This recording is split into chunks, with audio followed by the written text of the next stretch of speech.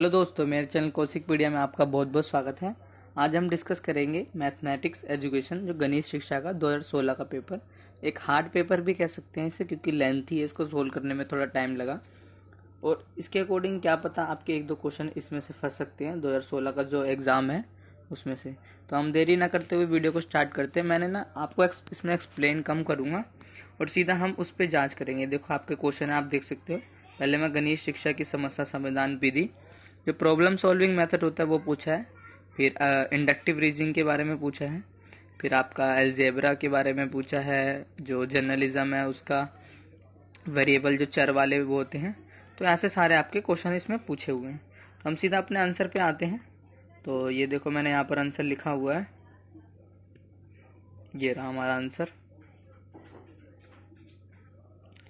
ये आपके गणित शिक्षण का पेपर है। सबसे पहला क्वेश्चन पूछा है, डिस्क्राइब गणित शिक्षण की समस्या समाधान विधि का एक उदाहरण की सहायता से उल्लेख कीजिए। यह विधि दैनिक जीवन में किस प्रकार सहायक है। तो 5 नंबर में आपको समस्या समाधान विधि बतानी है। 5 नंबर में आपको क्या बताना है कि दैनिक जीवन में कैसे महत्व है। तो देखो, समस्या समाधान विधि एक शिक्षार्थी केंद्रित दृष्टिकोण है जो सीखने की प्रक्रिया में शिक्षार्थी के सक्रिय भागीदारी पर जोर देती है। मतलब ये शिक्षार्थी केंद्रित मतलब बाल केंद्रित, चाइल्ड सेंटर कह सकते हैं इसे। तो इस दृष्टिकोण में शिक्षक छात्रों के लिए एक समस्याग्रस्त स्थिति बनाते हैं और उन्हें समस्या को समझने, परिभाषित करने और समस्या अभिव्यक्ति में सहायता करते हैं। इसमें कौन? टीचर सहायता करता है। तीसरा कि शिक्षक छात्रों के मन में एक समस्या उत्पन्न करने की कोशिश करते हैं, जिससे कि वह एक समाधान पर पहुंचने के लिए उद्देश्यपूर्ण चिंतन को प्रोत्साहित कर सकते हैं। तो ये आपके पॉइंट है ये। चौथा पॉइंट लिखोगी, बच्चे इस समस्या को एक चुनौती के रूप में लेते हैं जो उन्हें अपने पर्यावरण पर महारत हासिल करने में सक्षम बनाता है। कैसे आप कर सकते हो इसके? आप सोपान भी पूछ सकते हो कि कई बार स्टेप पूछ लेता है समस्या समाधान विधि कैसे हल की जाती है। तो समस्या की पहचान, परिकल्पना का निर्माण, प्रयोग द्वारा प्रशिक्षण, फिर एनालाइज, फिर एग्जाम्पल, कंक्लूजन लास्ट में आ जाएगा। फिर इसका एग्जाम्पल दे सकते हो, जैसे कि हमने मैथ में किसी को एक कंसेप्ट दे दिया, प्रॉब्लम, कोई भी चीज, चाहे अलजेब्रा के बारे में या रेखिक समीकरण जो चर की बात करते हैं उसमें दे के समस्या, फिर उन समस्या को सोल्व करवाता है टीचर। अब दैनिक जीवन में इसका उपयोग कैसे करते हैं? ये विधि बच्चों के दैनिक जीवन में उत्पन्न समस्याओं को हल करने में मदद करती है। यहाँ पर रा के बदले ला लिख लेना। हल करने में मदद करती है। यह विचार शक्ति व निर्णय शक्ति को बढ़ाती है। दैनिक जीवन में इसके प्रयोग से संग्रह की प्रवृत्ति, मतलब जो डाटा एनालाइज होता है उनकी प्रवृत्ति बढ़ती है। तार्किक दृष्टिकोण उपलब्ध होता है, जो रीजनिंग बोलते हैं, रीजनिंग दृष्टिकोण। कक्षा में वातावरण को क्रियाशील बनाती है। छात्रों को यह विधि स्वाध्याय पर प्रशिक्षण देती है, मतलब खुद अध्याय करने की बात करती है। आत्मविश्वास जागृत करती है। तो ये आप दैनिक जीवन में इसका उपयोग लिख सकते हैं। दूसरा क्वेश्चन है, इसमें इंग्लिश में मैंने डाल रखा है, how the ability of pattern recognise inductive reasoning are important aspect of the math learning give two activities that would help the understand inductive reasoning. मतलब जो नमूना प्रणात्मकता, जो पैटर्न रिकॉग्नाइज कहते हैं इसको। वातावरण में सूर्योदय, सूर्यास्त और मौसम बदलने का क्रम, रात दिन आदि एक क्रम होता रहता है, मतलब होता है पैटर्न के द्वारा। बच्चे अपने आसपास खिड़की, दरवाजे, गिल में तकिए, चादर, पर्दों, तौलिए, कपड़ों का हर जगह नमूना देखते हैं, जिसी को नमूना पैटर्न रिकॉग्नाइज कहते हैं। गणित की सुंदरता है, गणित में गिनती, विभिन्न संख्याएं, ज्योमेट्री करतियों में हर नमूना हमें देख सकते हैं। संख्या का बोध कराना तथा गिनती पढ़ाना इसमें आता है। तो इसको आप रीड कर सकते हो, गणित शिक्षण का प्रारंभ संख्या, बोध या गिनती से हुआ। तो ये कोई ज़्यादा इंपॉर्टेंट नहीं है, इसको आप स्क्रीन शॉट लें, क्योंकि इसका आंसर ना 6 पेज का है, तो इसलिए मैं ज़्यादा एक्सप्लेन नहीं करूँगा। तो आप इसका स्क्रीनशॉट ले सकते हो। उसके अनुभव को अभिव्यक्ति नहीं कर पाते, इसलिए हमारे जीवन में संख्याएं गिनती विशेष होती है। प्राथमिक स्तर पर छात्रों को गिनती लिखना या सिखाने के लिए मुख्यतः 2 सूत्रों का उपयोग किया जाना चाहिए, सरल से कठिन और स्थूल से सूक्ष्म की ओर। अध्यापक के सर्वप्रथम 9 तक गिनती सिखानी चाहिए। इसके पश्चात 2-3 अंकों की संख्या का स्थानीय मान बताएं, जैसे इकाई, 10 का दहाई, फिर 10 दिखाई या सैकड़ा। मतलब ऐसे करके आपको उसको समझाना, क्योंकि उसने पूछा है कि उदाहरण के 2 उदाहरण के द्वारा हमें समझाना है इन्हें। तो इस प्रकार से आप समझोगे, जैसे संख्या पद्धति का आप ज्ञान दे सकते हो, 1 का प्लस बराबर 1 स्क्वायर, 2 स्क्वायर। उपरोक्त उदाहरणों को देखकर हम एक पैटर्न की पहचान कर सकते हैं कि जितनी भी क्रमगत विषय संख्याओं को जोड़ा जाए तो उत्तर सदैव उतना ही संख्या का वर्ग होता है। जैसे हम 1 + 2 + 1 जोड़े तो 2 स्क्वायर 4 होता है। इस प्रकार से हम करते हैं। तो ये आप एग्जाम्पल उसमें ऐड कर सकते हो। तो मैंने बहुत अच्छे से इसको डिफाइन करने की सोचा है। उपयुक्त उदाहरणों की तरह हम जोड़, घटाव, भाग, वर्गमूला, पैटर्न, अवलोकन की तरह बताया सिखाया जा सकता है। तो ये फिर इंडक्टिव रीजनिंग पे आते हैं, जो आगमनिक तर्क या आगमन तर्कना भी कहते हैं इसको। इस प्रक्रिया में प्रत्यक्ष अनुभव, उदाहरण तथा प्रयोगों का अध्ययन करके, मतलब आगमन है तो इसमें आप उदाहरण देते हैं, फिर नियम पे आते हैं। प्रक्रिया में किसी भी समस्या का समाधान करने के लिए पहले से ज्ञात तथ्यों या नियमों की सहायता नहीं ली जाती, बल्कि क्या लिया जाता है, बल्कि पूर्व ज्ञान के आधार पर उचित सूझबूझ और चिंतन शक्ति की सहायता से आगे बढ़ा जाता है। मतलब बच्चों की सूझबूझ के अकॉर्डिंग, उनके जो इनसाइड लर्निंग है उसके अकॉर्डिंग एग्जाम्पल पेश किए जाते हैं। जो सामान्यकरण सरलता से जाते हैं, जो नियम निर्धारित हो उनकी सत्यता की जांच की जाए। आगमनिक तर्कना प्रक्रिया की 4 अवस्थाएं होती है: विशिष्ट उदाहरणों को प्रस्तुत करना, निरीक्षण किया जाना, सामान्यकरण किया जाना, परीक्षण, सत्यापन, टेस्टिंग। तो ये सभी समस्या को हल करने की प्रणाली है। तो ये आप ये लिखा है इसमें, सूल से उनकी जाती है, आप तो इनको देख लेना एक बार। फिर हम आगे आते हैं, तथ्यों का गंभीर अध्ययन करके उनके परिणामों का विश्लेषण करते हैं। फिर आगमन विधि पूछा है, से साधारण व्यास संबंधी प्रश्न एकाकी नियम की सहायता से हल किए जाते हैं। इन उदाहरणों को अच्छी तरह से अध्ययन करने के पश्चात नियम बनाया जाता है। मतलब पहले आगमन में हम पूरे उदाहरण को अच्छे से पेश किए जाते हैं बच्चों के सामने, फिर हम नियम पे आते हैं। उदाहरण मान लो कि 500 रुपये का 2 वर्ष का 4% की दर से ब्याज निकाला जाता है एक एक नियम की सहायता से। 100 रुपये का 1 वर्ष का ब्याज हो गया 4 रुपये, 1 रुपये का 1 वर्ष का ब्याज हो गया 4/100। तो इस प्रकार से आपको इसमें एग्जाम्पल देने हैं, मतलब सॉल्यूशन करके भी बताना है। सोल्व ऊपर 500 रुपये का 2 वर्ष का हो गया 500 इंटू 100 बराबर 2 बराबर 40 रुपये हो गया आपका। इसी प्रकार से 600 रुपये का 4 वर्ष का ब्याज 5% की दर से 600 भाग में 100 इंटू 5 इंटू 4, तो 120 रुपये आपका आ जाएगा। तो इस प्रकार से आपको एग्जाम्पल दे दे कि ये समझाने से साधारण ब्याज, मूल ब्याज, तो इनका भी आप स्क्रीनशॉट ले सकते हो। ये सबने मैंने उदाहरण ऐड किए हैं। क्वेश्चन 2 पे आते हैं, अंकगणित तथा बीजगणित के बीच क्या संबंध है, स्पष्ट कीजिए। चर की अवधारणा को सुधारण स्पष्ट कीजिए।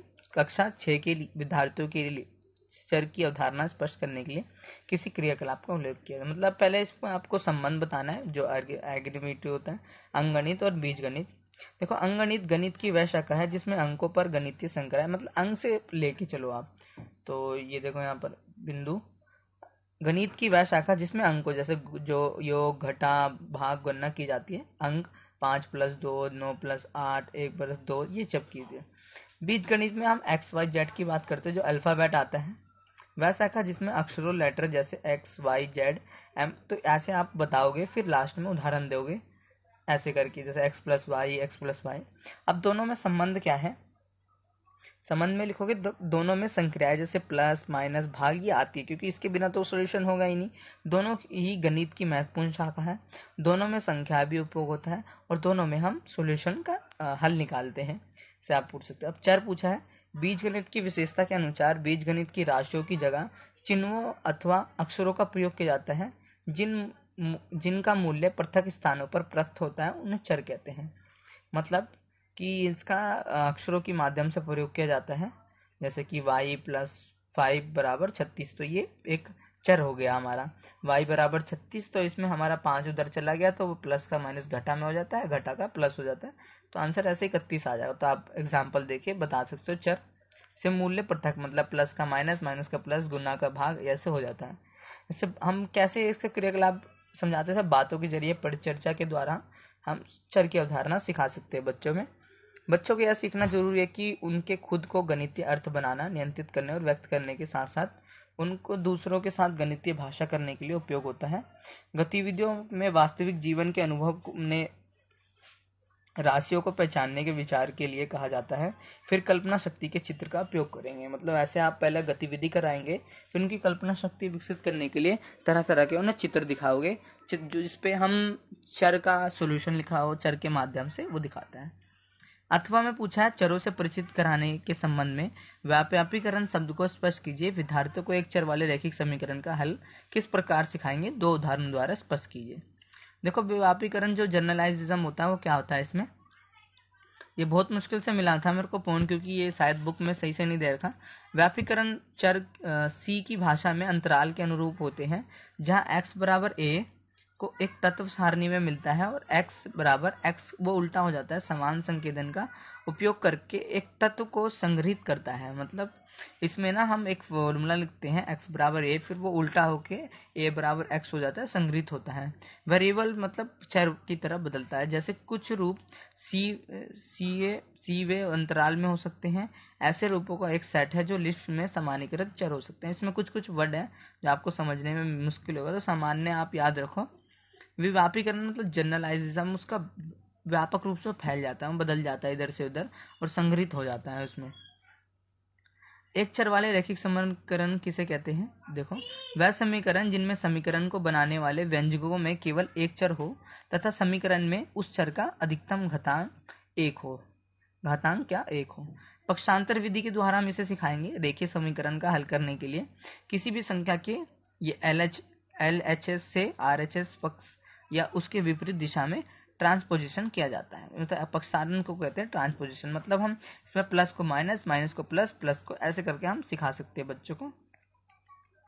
जैसे ही मैंने एग्जांपल ले रखा है उदाहरण के तौर पर, 3x बराबर 25, तो 3x बराबर ये उल्टा हो गया ये, तो आप इस एग्जांपल को देख सकते हो, बिल्कुल इजी में समझा रखा है मैंने। तो ये ऐसे जाएगा। 2 एग्जांपल मैंने ले लिया, ये देख लो आप।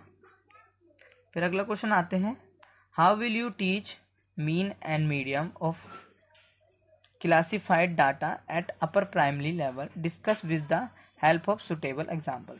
माध्य या माध्य जिसे कहते हैं मीन, सभी आंकड़ों के योग के उन आंकड़ों की संख्या से भाग करने पर जो मान प्राप्त होता है उसे कहते हैं माध्य। मीन की बात करते हैं, माध्य मान भी कहते हैं इसी को। विद्यार्थियों को माध्य मान का संप्रत्यय समझाने के लिए विद्यार्थियों के सामने 10-10 पेंसिल रखी जाएगी। किन्हीं 2 विद्यार्थियों को खड़ा करके सभी विद्यार्थियों से पूछा जाएगा कि इन्हीं के बराबर 2 पेंसिलों को बांटे तो एक छात्र को कितनी पेंसिल मिलेगी। तो विद्यार्थी का उत्तर आता है कि 5-5 हम बांटेंगे 2 छात्रों को। अध्यापक बताएगी कि पेंसिलों की संख्या बराबर विद्यार्थियों की संख्या, तो पेंसिल की संख्या कितनी है? 10। 2 विद्यार्थी है तो 5 पेंसिल आप बटेगी। तो इस तरीके से आप एग्जाम्पल दे दो के समझाओगे, क्योंकि ये इतना आसान नहीं है। मैथ में आपको सारी चीज एग्जाम्पल क्रियाकलाप के द्वारा समझानी पड़ती है। इसी ये आपका हो गया मान का माध्यम, माध्यम कहलाता है जो भी मध्य है। उदाहरण, अध्यापक किसी छात्र को खड़ा करके पूछ सकती है कि पिछले 3 दिनों में आपने कितने कितने घंटे खेला। तो मान लीजिए छात्र क्रमश 2 घंटे, 3 घंटे व 4 घंटे बताते हैं। तो जैसे हम उदाहरण फिर लेते हैं, 2 घंटे, 3 घंटे, 4 घंटे, 3 छात्र थे तो टोटल हमारे पास 6 घंटे आए, नीचे 2, तो इसका जो माध्य निकालेंगे 2 घंटे। तो इस प्रकार से हम माध्य निकालते हैं। तो ये और एग्जाम्पल परिस्थितियां आप ले सकते हो। 3 विद्यार्थी थे, कक्ष क्या हो सकता है, क्या प्रत्येक, तो ये ऐसे ऐसे एग्जाम्पल मैंने डाल रखते हैं।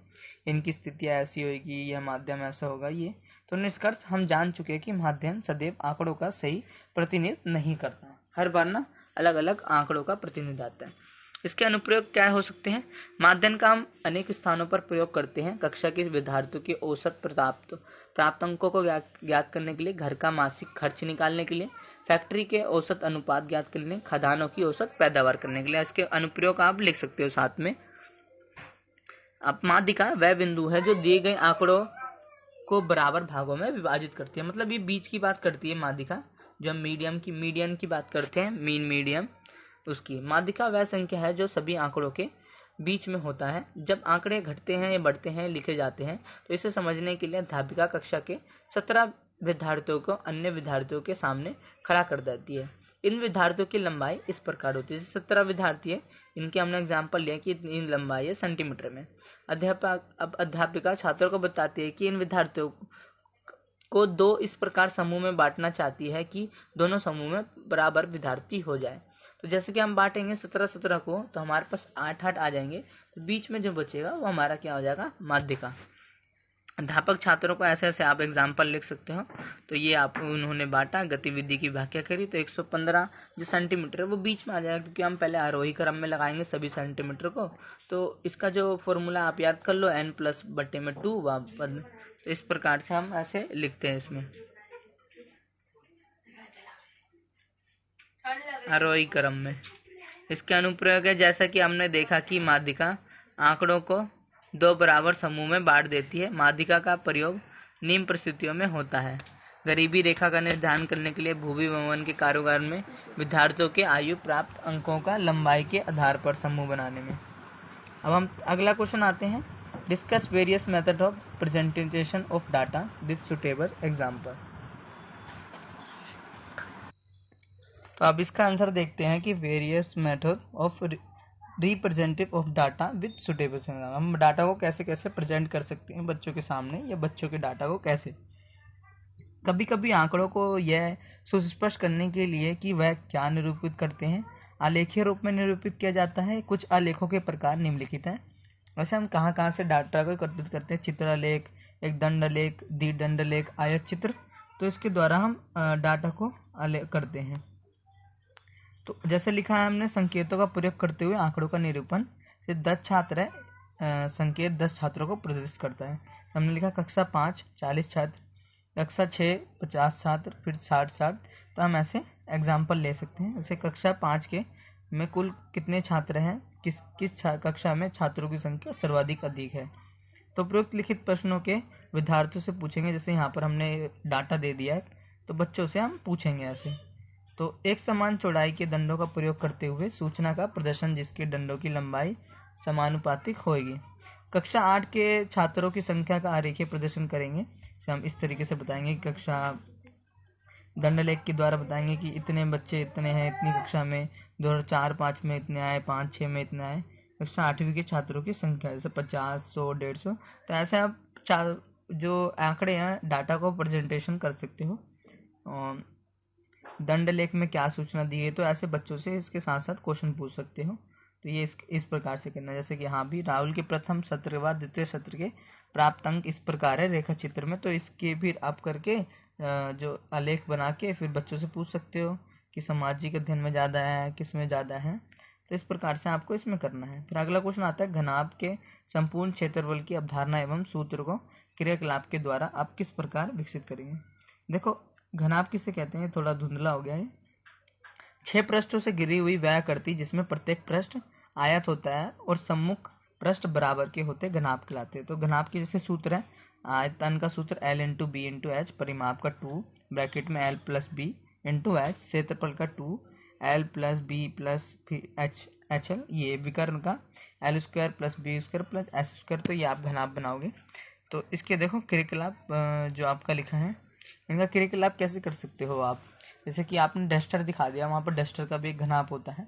आपने क्यूब दिखा दिया, क्यूबिट, उसमें भी घनाभ का आप एग्जाम्पल के थ्रू बता सकते हो कि बच्चों को बताओगे कितने इसमें कितने पृष्ठ दिख रहे हैं, तो बच्चे गिन के बताएंगे 6। तो ऐसे ऐसे एग्जाम्पल ले सकते हो। जो भी क्लासरूम में चीज़ होगी ना इससे संबंधित, तो उसको डेली लाइफ से या ये बच्चे यूज़ करते होंगे। जैसे कि बहुत सारे खिलौने आते हैं उनके इस तरीके से, तो उनका यूज़ कर सकते हो। अब पूछा है इसी के खा में, क्रियाकलाप द्वारा त्रिभुजों के प्रकार। जैसे कोण के आधार पर त्रिभुज की बात करें तो न्यून कोण त्रिभुज, समकोण त्रिभुज, अधिक कोण। अब भुजा के आधार पर समबाहु त्रिभुज, समद्विबाहु त्रिभुज और विषमबाहु। तो आपको सबको इसके बारे में पता होगा कि किसी में कोण बराबर होते हैं, किसी में 90 डिग्री से कम होते हैं, किसी में 90 डिग्री और एक में 90 डिग्री से अधिक होता है। समबाहु जो बिल्कुल सेम होता है, समद्विबाहु जिसके 2 कोण अलग होते हैं, विषमबाहु जिसके 3 कोण और तीनों माप अलग होता है। क्रियाकलाप कैसे करा सकते हो बच्चों को, जैसे कि वो कागज से आप त्रिकोण बनवा सकते हो, त्रिभुज, ट्रायंगल। फिर उसमें बता सकते हो कि बच्चों की कौन सा ट्रायंगल का जो माप है वो बड़ा है, कौन सा छोटा है। तो ऐसे आप एग्जाम्पल दोगे। 5वां क्वेश्चन आता है कि गणित की प्रयोगशाला से आप क्या समझते हैं। गणित शिक्षक के रूप में आप गणित के प्रयोग की स्थापना किस प्रकार करेंगे। इसके लिए आवश्यक उपकरणों की सूची बनाइए। देखो गणित की प्रयोगशाला क्या आती है, जहाँ पर बच्चे जाकर गतिविधियां करते हैं, सीखते हैं। प्रयोगशाला में विद्यार्थी गतिविधियां करते हैं, नई चीजों को स्वयं करके देखते हैं, करके सीखते हैं तथा स्वयं प्रत्ययों का निगमन करते हैं, मतलब निर्माण करते हैं। क्रियात्मक रूप से गणित सीखने का ये स्थान होता है। गणित की प्रयोगशाला के स्थापन कार्यकर्ता होना चाहिए, फर्नीचर, भौतिक सुविधाएं, यंत्र और निर्देशन सामग्री यहाँ पर होनी चाहिए। व्यवस्था कैसे करोगे आप, उपलब्ध स्थान, फर्नीचर तथा अन्य सुविधाओं के अनुसार उपयुक्त नियोजन किया जाता है। प्रदर्शन, मेज की व्यवस्था, सामग्री की उपलब्धता कराना, प्रयोगशाला कार्य के लिए पर्याप्त समय, समान अवसर देना बच्चों को। तो ये आप लिखोगे। तो हाँ, फिर अगला क्वेश्चन है आपका, how will develop critic thinking in your student bye teaching mathematics, give example. 5 number पूछा है, गणित अधिगम में ज्यादा संतोषजनक व सृजनात्मक बनाना एक महत्वपूर्ण उद्देश्य है। प्रत्येक बालक का गणित की समस्या को हल करने का तरीका और गणित में किसी भी क्रियाकलाप को विकसित करने का तरीका एकदम अलग और नया हो सकता है। बच्चे की इसी प्रकार की योग्यता को सृजनशील योग्यता कहते हैं, मतलब अलग अलग दिशाओं में सोचना, अलग अलग सॉल्यूशन निकालना। इस सृजनशील योग्यता को बच्चों को कैसे विकसित किया जाता है, ये गणित शिक्षण का महत्वपूर्ण कार्य है। इसे भिन्न भिन्न तरीकों से हम समाधान ज्ञात करवाना। गणित में ऐसी उनके अनेकों समस्या या जिनका केवल एक ही हल सही है, लेकिन ऐसे क्रियाकलाप जिनके विभिन्न संभावित समाधान होते हैं सृजनात्मक की आवश्यकता को उत्साहित कर सकते हैं। मतलब एक से ज़्यादा जिसके आंसर हो सकते हैं, तो वो क्रिएटिव थिंकिंग की बात करता है, क्रिएटिव डेवलपिंग की बात करता है। ये बच्चों को नई खोज के लिए प्रोत्साहित करते हैं। प्रतियोगिताओं का आयोजन अधिक से अधिक किया जाए। विद्यार्थियों को प्रारंभ से गणित संबंधी रुचिकर साहित्य जैसे गणित के इतिहास से संबंधित घटनाएं एवं गणितियों की जीवनी पढ़ने के लिए प्रोत्साहित किया जाए, तो ये बच्चे विकसित होंगे। गणितीय की समस्या को हल करने को जानने की अपेक्षा विद्यार्थियों को उनके हल करने के ढंग से परिचित कराने से समस्याओं को स्वयं हल करने की अंत प्रेरणा जागृत होती है। बालक समस्याओं के हल खोजने में अत्यधिक रुचि लेने लगते हैं। सृजनात्मक सोच की आदत को विकसित करने में गृह कार्य एवं अध्ययनों असाइनमेंट को भी विशेष महत्व देता है। गणित की पुस्तकालय भी इसमें विशेष महत्व रखती है। तो ये आपका क्वेश्चन यही खत्म होता है। अब पूछा है बीजगणित चिंतन पर आधारित दो पहेलियों का चुनाव कीजिए। गणित शिक्षण के रूप में आप कौन सी पहेली बीजगणित चिंतन को विकसित करने में सहायक। देखो बीजगणित किसे कहते हैं, व्यंजकों को हल करने तथा शाब्दिक समस्या को रेखीय समीकरण के रूपांतरण करना इसमें आता है। क्षेत्रीय समस्या आती है पहेलियां, ग्राफ, ज्यामिति संबंधी समस्या। तो इसमें जैसे पहली पहेलियां लिखा है कि बीजगणित विचारजाला के अभ्यास हेतु पहेलियां या कसरत तैयार किए जा सकते हैं। से लिखा है दिए गए निर्देश अनुसार खाली वर्गों को इस प्रकार भरे कि प्रत्येक वर्ग को केवल एक अंक या एक चर या एक चिन्ह लिखा जाए।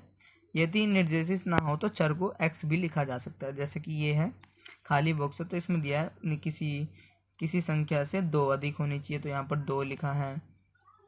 फिर 7 लिखा हुआ है, ये थोड़ा धुंधला है। जैसे कि यहाँ पर 2 लिखा है, 7, 6, 5, 9, जैसे P 9, 7, 3, 4, 1, 3, तो ये x ऐसे लिखे हुए हैं, तो इनको ऐसे भरना है हमें। तो ये पहेलियां होगी। दूसरी पहेलियां इसके निम्नलिखित प्रत्येक चित्र में कुल आयतों की संख्या क्या, जैसे 1, 2, 3, 1, 2, 3, 4, 5, 1, 2, 3, 4। तो ऐसे बच्चों को बताएंगे कि सबसे छोटे आयतों की संख्या 3 आयतें हैं। दो छोटे आयतों से मिलकर बने आयतों की संख्या क्या है, 2। 3 छोटे आयतों से मिलकर बनी संख्या की। तो इस प्रकार से आप गतिविधियां कराओगे समान प्रक्रिया। तो ये आप देख सकते हो पहेलियों की। अगला क्वेश्चन है which learning method will we teach to profit and loss in elementary level, explain with suitable. मतलब बच्चों को आप लाभ और हानि बनाने के लिए क्या क्या उदाहरण पेश करोगे। एग्जाम्पल के तौर पे 5 नंबर में आपको बताना है। सबसे पहले विद्यार्थियों के समक्ष एक परिस्थिति या सिचुएशन को रखा जाएगा जो कि उनके दैनिक जीवन से संबंधित होगी। पूजा ने एक किताब 200 रुपये में खरीदी तथा अपनी सहेली ज्योति को 250 रुपये में बेच दी। तो ये क्या हो गया उसका, मतलब 200 और 250 में फर्क दिख रहा है आपको, 50 रुपये बढ़ गए। तो ये क्या हो सकता है, प्रॉफिट। इससे संबंधित प्रश्न पूछते हुए महत्वपूर्ण शब्दावली के बारे में बताया जाएगा। ऐसे पहला, नेहा को फायदा हुआ या नुकसान, तो बच्चे बताएंगे फायदा हुआ। दूसरा कि खरीदा या बिक्री मूल्य में से क्या अधिक है, तो बोलेगी जो उसने बेचा वो बिक्री मूल्य अधिक है। क्या आप खरीद या बिक्री मूल्य के अन्य नाम बता सकते हो, तो बच्चों को नहीं पता, इसे हम बोलते हैं प्रॉफिट एंड लॉस या बाय एंड सेल। उचित उदाहरणों सूत्रों का प्रयोग कर शब्दावली को स्पष्ट किया जाएगा। वस्तु का वास्तविक मूल्य, जिस मूल्य में वस्तु को बेचा जाता है, वस्तु को बेचने पर क्रय मूल्य अधिक तथा विक्रय मूल्य कम हो। मतलब इनको बेचने क्रय मूल्य बोलते हैं और विक्रय बेचने को बोलते हैं, क्रय खरीदने को बोलते हैं। तो इसको CP/SP लिख सकते हैं। जब वस्तु को विक्रय मूल्य क्रय मूल्य से अधिक हो तो हम लिखेंगे SP बराबर CP, फिर SP माइनस CP। इस प्रकार से हम लिखते हैं। पूर्ववर्णित प्रश्न का उत्तर इस प्रकार से हम लिख देंगे कि 50 रुपये उसको फायदा हुआ, 250 प्लस 200, 250 में हमने बेचा, 200 में हमने खरीदा था। इस प्रकार से हम बच्चों को लाभ हानि का बताएंगे। ऐसी आप घटा के हानि के बारे में बता सकते हो। जैसे कि इसके पश्चात विद्यार्थियों को लाभ प्रतिशत तथा हानि प्रतिशत की व्याख्या सूत्र के द्वारा बताएंगे कि कुल लाभ और क्रय का मूल्य से 50 रुपये लाभ हुआ, 200 रुपये का हमने खरीदा था, तो इंटू से तो हमें 25% लाभ हुआ। तो आप ये लाभ का बता सकते हो। परसेंटेज भी निकालना है इसमें, आप सिखा सकते हो। ये एग्जाम्पल है, आप देख लेना। अब आया समिति से आप क्या समझते हैं। अपने आसपास पाई जाने वाली समिति के 2 उदाहरण दीजिए। बच्चों को समिति की अवधारणा को समझने के लिए कार्यनीति के रूप में करते हैं। देखो सिमेट्री क्या कहता है, सिमेट्री का अर्थ है किसी भी पैटर्न का किसी बिंदु या रेखा या तल के सापेक्ष हुबहू पुनरावृत्ति, जैसे वर्ग, आयत, बोर्ड, डोस जो हमारे आसपास पाया जाता है। कार्यनीति क्या करवाओगे आप, छोटे बच्चों को समरूपता समिति की अवधारणा और शब्दावली को समझने के लिए उन्हें समिति से संबंधित खेल कला के साथ प्रयोग करने का समय प्रदान करोगे। तो ये है। अब फीडबैक के मैथ क्या आते हैं, देखो एक्यूरेट जानकारी प्रदान करता है, ये बच्चों की समझ को और क्या कर सकते हैं वह बताता है। अध्यापक की कमियों को उजागर करता है, बच्चों की कमियों को परख कर उन क्षेत्रों की पहचान करता है जहां उन्हें दक्षता बनाने की जरूरत होती है, नीड होती है। गुणवत्तापूर्ण प्रश्न करने में सहायक गणितीय कक्षा में ये बहुत सहायक होता है। अब लास्ट आपका आ गया इसका 10वें का अथवा शिक्षण अधिगम प्रक्रिया में पाठ्य पुस्तक की भूमिका को स्पष्ट कीजिए। गणित की पाठ्य पुस्तक की 4 विशेषता लिखिए। देखो पाठ्य पुस्तक की भूमिका क्या है, व्यवस्थित शिक्षण सामग्री, शिक्षार्थियों अनुभव को संग्रह। देखो सबसे पहले शिक्षण सामग्री का काम करता है, एक्सपीरियंस का ये संग्रह होता है। कक्षा का इसके लिए बहुत सहायक है, सरल से कठिन की ओर ये बात करता है, प्रश्नों समस्या आदि की उपलब्धता कराता है कि इसमें भी समस्या उत्पन्न होती है, प्रश्न मिलते हैं हमें बने बने, और ये रिकैप्चुलेशन पुनरावृत्ति के लिए आवश्यक होता है। गणित की पाठ्य पुस्तक की विशेषता क्या है, देखो विषय वस्तु का चयन व व्यवस्थित करने में ये मदद इसमें लिखा होता है। उपयुक्त परिभाषा, नियम, परिमेय, सूत्र आदि प्रस्तुत करता है। विषय के प्रति छात्रों की रुचि जागृत करता है। दैनिक जीवन के उदाहरण प्रस्तुत करती है, गणितीय क्षमता विकसित करती है। तो ये हमारे सारे 10 क्वेश्चन खत्म होते हैं। आपके वीडियो पसंद आए तो लाइक शेयर कमेंट जरूर करिए। धन्यवाद।